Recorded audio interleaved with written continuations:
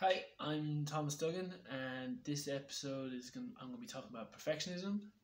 And I thought it would be fitting, seeing as I'm talking about perfectionism, to do this video all in one take, no editing, first draft.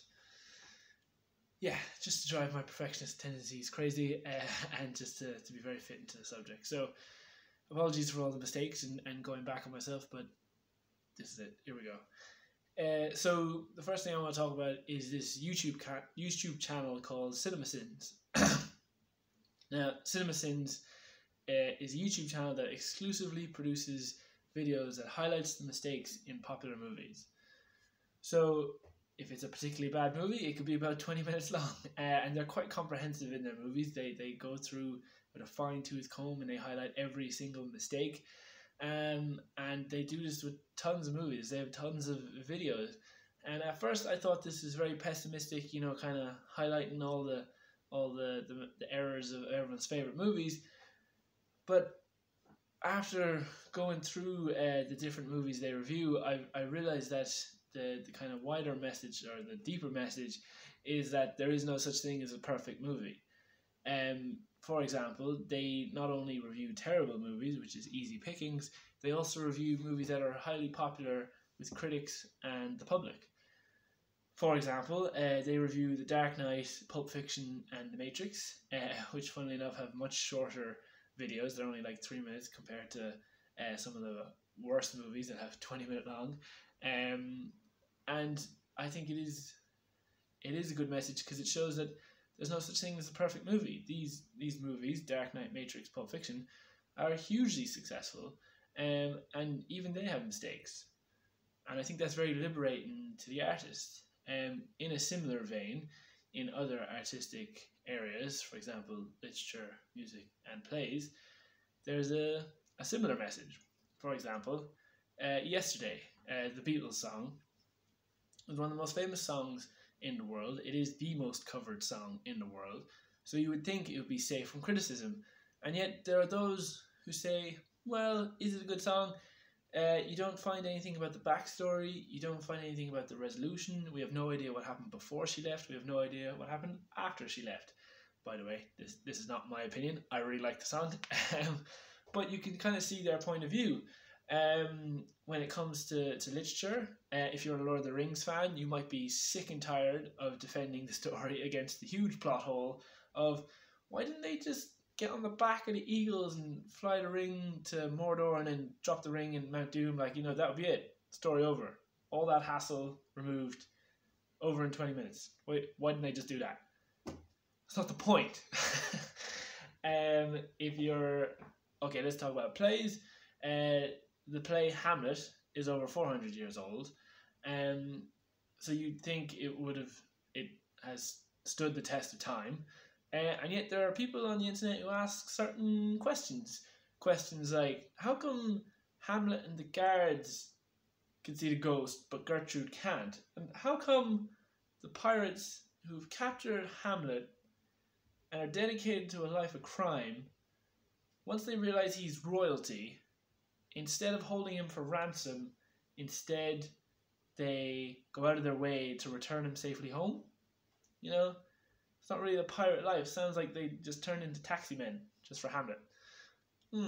How come Hamlet's supposed to be smart, and yet he sees Claudius in the church, and then he runs immediately to Gertrude's room, and then for some reason he thinks that Claudius has beaten him and is in the curtains, so he stabs the curtains. Hamlet, smart, is he? Right, so they ask certain questions, which kind of drives home the point more, in my opinion, that there's no such thing as a perfect piece of art, that there are mistakes in everything. And I think it's kind of ironic that artists become perfectionists when arguably it is the humanness of art that we are drawn to. For example, Jackson Pollock's drip paintings, they are not perfect renditions of beautiful scenery. They look like an angry baby got into your paints and took their rage out on the canvas. They look like blotches of paint and drips. They don't look like as if a camera had taken it. It's very human work. Or how about Superman? Superman was gifted with every power known to man. He is undefeatable.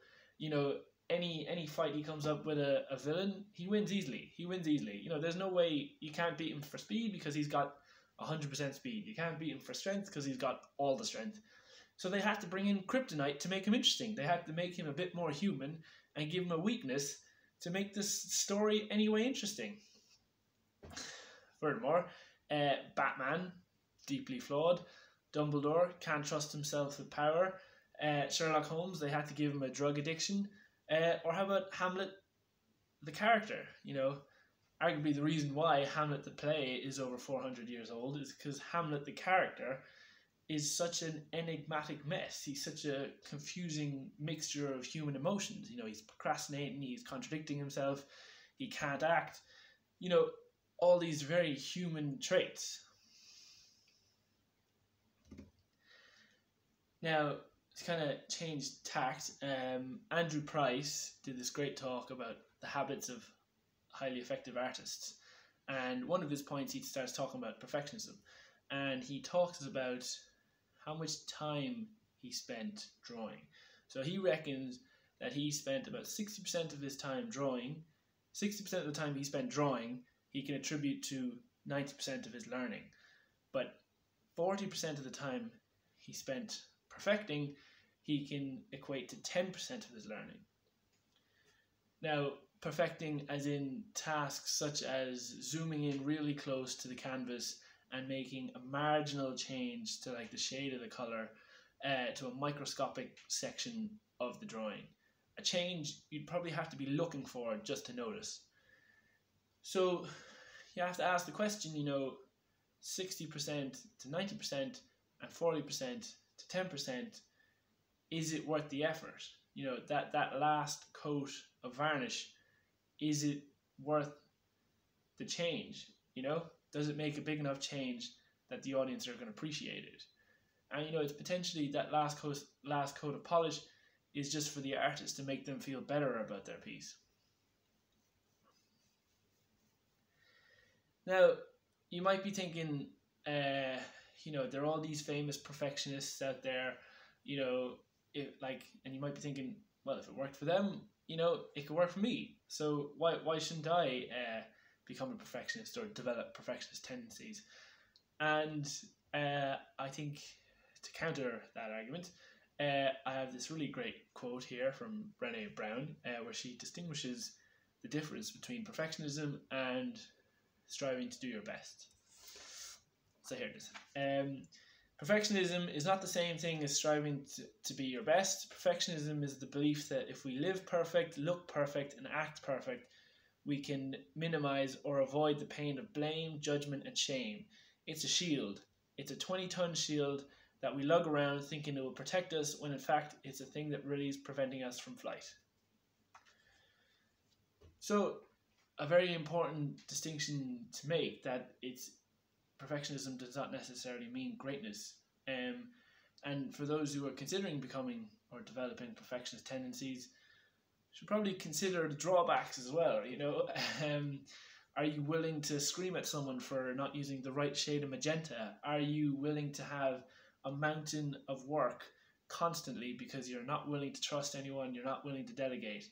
Are you willing to suck the life and soul out of all those around you because you're fussing over the alignment of the borders? All these things you should consider before becoming a perfectionist. You know, yes, there are good points to it, but there are also drawbacks to it. You know, Steve Jobs is lauded as one of the best business minds in the world, but he was also widely considered to be extremely difficult to work with. So there are pros and cons, and there's a way to be great and to do your best without the negative perfectionist tendencies. And that is all I have to say. That concludes this episode. I hope it helps. I've been Thomas. Have a great day.